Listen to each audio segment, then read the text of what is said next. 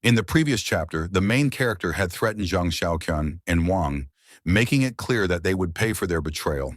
Furious, Zhang demanded that he kneel and apologize, even blackmailing him by saying he would have to forget about marriage if he refused. However, when the main character turned and gave them a cold, deathly stare, fear crept into their hearts.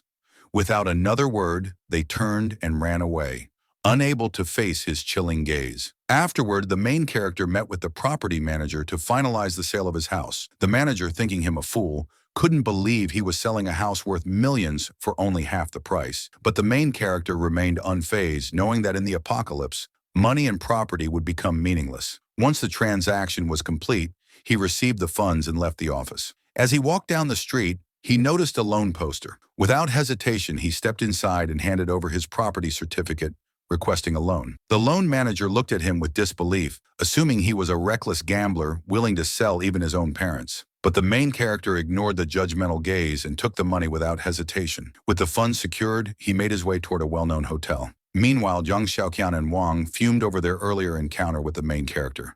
Determined to get back at him, they swore he would pay for his arrogance. Just then, they spotted him walking towards the luxurious Green City Hotel and decided to follow him, eager to uncover what he was up to. The main character recalled how, in his previous life, many commercial buildings had collapsed during the apocalypse. However, the Green City Hotel had remained standing, withstanding numerous natural disasters until the very end. He had heard rumors that the place was well equipped, making it a potentially ideal base. Living here for a long time wouldn't be a bad idea, he thought. As he entered the hotel, the restaurant manager, a woman dressed in an elegant uniform, approached him with a polite smile. "Sir, how can I assist you today?" The main character responded without hesitation. "I'd like to order a banquet of 1,000 tables." The manager's eyes widened in shock. She immediately assumed that this man must be a billionaire to make such an extravagant request. "I'll pay a 50,000 deposit," the main character continued. "Deliver everything to the address I provide, and I'll settle the remaining balance in a week." Curious, the manager asked, "Are you getting married, sir?"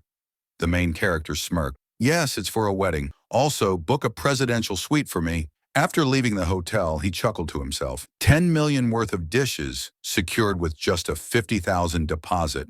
As for the final payment, his smirk deepened. In the post-apocalyptic world, even a single block of ice could be worth billions. A few moments later, Zhang Xiaoqian stormed into the hotel and approached the manager, her expression desperate. "I'm his girlfriend," she lied. "Could you tell me what he was doing here just now?" The manager, still in awe, replied, "Your boyfriend just ordered a 1,000-table banquet from us. He even paid a $50,000 deposit." Zhang's face paled in shock. "No, that can't be. Does he even have the money to afford a 10 million yuan banquet?" Wang, standing beside her, frowned. "That bootlicker has more money than we thought," he muttered. He turned back to Zhang, his tone serious. "This is a 1,000-table banquet at a 5-star hotel. Who exactly did he invite?" Zhang's mind raced with possibilities. She convinced herself that the main character was preparing to marry her and that he would introduce her to his wealthy connections. A thrill ran through her as she whispered to herself, "I never imagined such a scenario in my life." Meanwhile, the main character reviewed his finances. "Selling the house gave me 700,000 yuan. The high-interest loan got me 600,000. I've spent 500,000 on the banquet. At this point, if I don't take out an online loan, it would be a waste." With that thought, he secured an additional 970,000 yen in online loans. Wasting no time, he immediately began making calls, ordering ice makers, heaters, smokeless coal, and ice blocks, everything necessary to endure the extreme heat and cold that would come with the apocalypse. As he stepped outside, preparing to purchase more supplies, a woman suddenly called out to him,